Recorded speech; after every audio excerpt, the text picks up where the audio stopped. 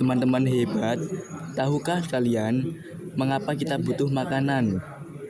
Saat kita melakukan aktivitas, kita memerlukan energi. Nah, untuk itu kita harus makan, karena makanan yang kita konsumsi akan diubah menjadi energi melalui metabolisme dalam tubuh kita, seperti halnya manusia, mobil, dan benda lain yang bergerak juga memerlukan energi. Untuk lebih jelasnya, yuk kita simak materi berikut.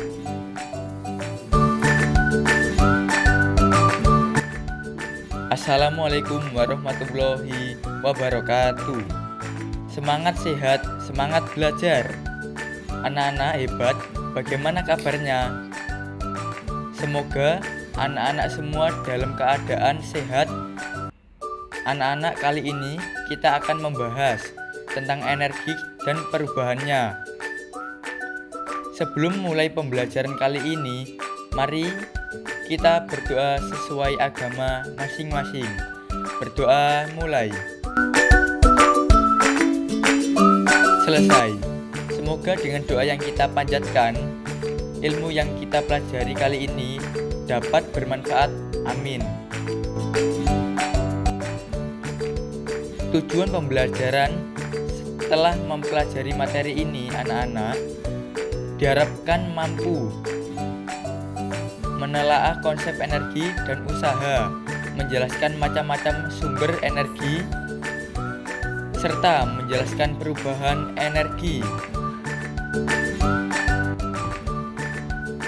Energi adalah kemampuan melakukan kerja atau usaha. Berdasarkan hukum kekekalan energi, energi tidak dapat diciptakan dan tidak dapat dimusnahkan. Jumlahnya konstan atau tetap, hanya bentuknya saja yang dapat mengalami perubahan. Dalam ilmu fisika, usaha adalah besarnya energi atau gaya yang diberikan untuk memindahkan atau menggerakkan sesuatu, benda atau objek. Perhatikan gambar berikut. Seorang anak mendorong meja dengan gaya sebesar F, sehingga meja tersebut dapat berpindah sejauh. Maka besarnya usaha yang dilakukan adalah W sama dengan F dengan W sama dengan usaha. Satuannya joule, F adalah besarnya gaya satuan Newton, dan S adalah jarak atau perpindahan, satuannya meter. Oleh karena gaya merupakan besaran, vektor arah gaya menentukan besarannya kerja yang dilakukan. Perhatikan gambar berikut. Berdasarkan gambar tersebut, seorang wanita menarik kotak dengan gaya sebesar F dengan arah kemiringan theta hingga benda berpindah ke kanan sebesar ES, maka besarnya usaha yang dilakukan adalah usaha sama dengan F kali cos theta dengan W sama dengan satuannya joule. F adalah besarnya gaya satuannya Newton. S adalah jarak atau perpindahan, satuannya meter. Dan theta adalah sudut antara gaya dan perpindahan, satuannya derajat.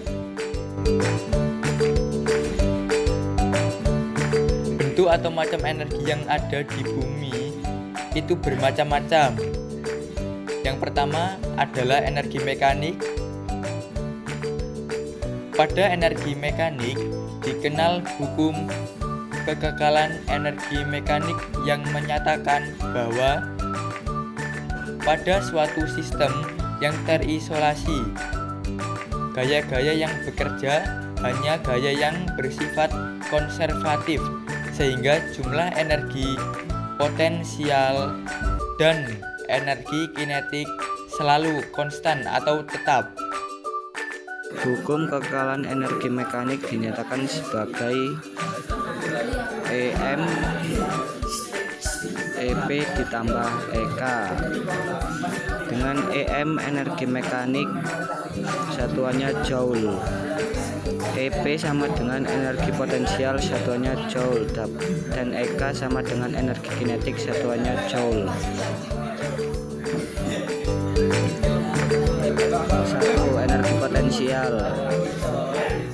Energi potensial adalah energi yang dimiliki suatu benda akibat kedudukannya.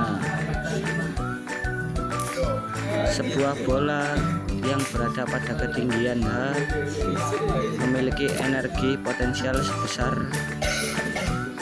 EP M kali G kali H, dengan EP sama dengan energi potensial satuannya joule, M massa benda satuannya kilogram, G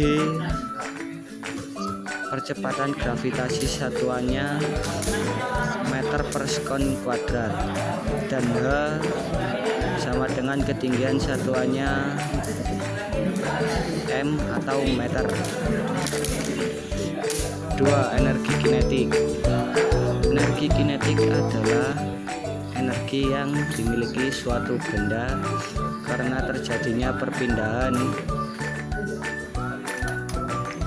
pada saat benda bergerak dengan kecepatan v, maka benda tersebut memiliki energi kinetik sebesar EK sama dengan 1/2 mv kuadrat. EK sama dengan energi kinetik satuannya joule, M massa dengan massa benda satuannya kilogram atau kg, dan F sama dengan kecepatan benda satuannya meter per sekon. Bentuk energi yang lain adalah energi kalor. Energi kalor adalah energi dari aktivitas yang dapat menghasilkan panas, ditandai dengan kenaikan suhu sebuah sistem. Secara mikroskopis, energi kalor merupakan energi yang ditimbulkan karena interaksi antar molekul, atom atau elektron dari sebuah zat. Contoh, kompor listrik dapat mengeluarkan panas karena terjadi interaksi elektron saat arus listrik mengalir. Contoh lainnya adalah lilin terbesar menghasilkan panas karena interaksi molekul hidrokarbon dengan oksigen hingga menimbulkan panas. Bentuk energi selanjutnya adalah energi listrik. Energi listrik adalah energi yang dimiliki benda karena pengaruh muatan listrik pada benda, baik muatan yang mengalir maupun tidak. 1. Energi potensial listrik. Energi potensial listrik yaitu energi yang dimiliki oleh benda bermuatan listrik. Dalam hal ini, muatan listrik tersebut tidak mengalir atau statis. Besarnya energi potensial listrik dapat dinyatakan sebagai W. IF dengan W sama dengan energi listrik satuannya joule. G atau muatan listrik satuannya coulomb, dan V adalah potensial listrik satuannya volt. 2. Energi listrik dalam rangkaian. Energi listrik dalam rangkaian adalah energi yang dimiliki oleh muatan listrik yang mengalir. Berdasarkan energi listrik statis dan hukum Ohm, persamaan energi listrik pada rangkaian dinyatakan sebagai W I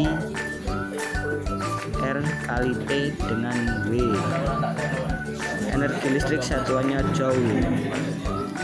I adalah kuat arus listrik, satuannya ampere. R adalah hambatan dengan satuan ohm, dan T adalah waktu dengan satuan sekon.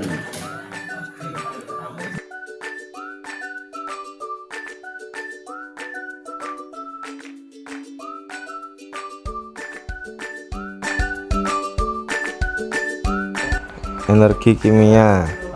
Energi kimia merupakan energi yang tersimpan dalam bahan kimia atau ditimbulkan akibat reaksi kimia.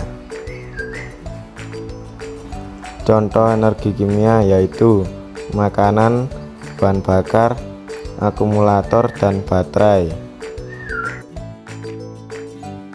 Pada umumnya, aktivitas pemanfaatan energi kimia ditandai dengan kenaikan atau penurunan suhu sistem. 1. Reaksi endoterm. Reaksi endoterm yaitu reaksi kimia yang ditandai dengan kenaikan suhu sistem. Kalor dari lingkungan diserap oleh sistem saat bereaksi sehingga suhu sistem mengalami kenaikan. 2. Reaksi eksoterm yaitu reaksi kimia yang ditandai dengan penurunan suhu sistem. Kalor dari sistem dibuang ke lingkungan saat bereaksi sehingga suhu sistem mengalami penurunan. Berikutnya adalah energi nuklir. Energi nuklir adalah bentuk energi yang dilepaskan akibat interaksi inti atom yang dihasilkan dari reaksi peluruhan bahan radioaktif dengan sifat tidak stabil. Bahan radioaktif dapat meluruh menjadi molekul yang stabil dengan mengeluarkan sinar alfa, sinar beta, dan sinar gamma, serta mengeluarkan energi yang cukup besar. Sumber energi tidak dapat diperbarui. Keberlangsungan energi fosil dan mineral terbatas karena energi ini tidak dapat diperbarui jika tersediaannya sudah habis. Berikut beberapa sumber energi yang tidak dapat diperbarui, antara lain minyak bumi, batu bara, dan sumber energi nuklir. Mari kita bahas satu persatu. Minyak bumi adalah cairan coklat pekat atau kehijauan yang mudah terbakar yang berada di lapisan atas kerak bumi. Minyak bumi terdiri dari berbagai hidrokarbon yang bervariasi. Kumpulan titik-titik yang masih berwujud lumpur hitam belum dapat dimanfaatkan secara langsung. Supaya dapat dimanfaatkan, minyak mentah atau crude oil harus diproses dalam 2 tahap, yaitu prima proses atau pengolahan tahap awal dan secondary proses atau pengolahan tahap kedua. Primary proses. Pengolahan minyak bumi tahap pertama dilakukan dengan destilasi bertingkat, yaitu proses destilasi berulang sehingga diperoleh berbagai macam hasil berdasarkan perbedaan titik didihnya. Hasil pada proses destilasi bertingkat ini meliputi fraksi pertama menghasilkan LPG, fraksi kedua disebut nafkah, diolah menjadi premium, fraksi ketiga atau fraksi tengah dibuat menjadi kerosin atau minyak tanah, dan after bahan bakar pesawat jet. Fraksi keempat solar digunakan bahan bakar mesin diesel. Fraksi kelima atau residu, sedangkan sisanya sebagai aspal dan lilin. Secondary proses. Pada pengolahan minyak bumi tahap kedua dilakukan berbagai proses lanjutan, dari hasil penyulingan tahap pertama. Proses tersebut meliputi perengkahan atau cracking yang meliputi akilasi, polimerisasi, reformasi, dan isomerisasi. Selanjutnya, ekstraksi, yaitu membersihkan produk dengan pelarut sehingga mutu yang dihasilkan lebih baik. Tahap ketiga, yaitu kristalisasi, adalah pemisahan produk berdasarkan titik leburnya. Dan yang keempat, pembersihan atau treating, yaitu pembersihan dari pengotor dengan penambahan natrium hidroksida, tanah atau hidrogenisasi. Sumber energi tidak dapat diperbarui. Yang kedua adalah batu bara. Batu bara adalah batuan sedimen yang dapat terbakar karena kandungan karbon dan hidrogen sebagai mineral utama, belerang dan oksigen sebagai mineral sekundernya. Pengolahan batu bara terdiri dari 3 tahap. Tahap pertama yaitu persiapan atau preparation, proses persiapan yang dilakukan untuk mengurangi ukuran butir batu bara. Tahap kedua yaitu pemisahan atau concentration, adalah tahap pemisahan batu bara dari pengotornya. Dan tahap ketiga adalah dewatering, yaitu proses pemisahan cairan dan padatan. Sumber energi selanjutnya yaitu sumber energi nuklir. Energi nuklir adalah energi dalam inti atom. Atom merupakan unit terkecil unsur radioaktif yang dapat dimanfaatkan sebagai sumber energi nuklir. Isotop uranium 235 dan isotop plutonium 239. Kehadiran teknologi nuklir merupakan solusi alternatif dan krisis energi. Seiringnya menipisnya cadangan energi fosil, semua sumber energi terbarukan disebut juga sumber energi alternatif. Berbagai sumber daya alam tersedia melimpah meskipun pengembangannya belum dilakukan dengan maksimal. Berikut beberapa sumber dari energi yang dapat diperbarui, antara lain matahari, air, angin, dan bioenergi.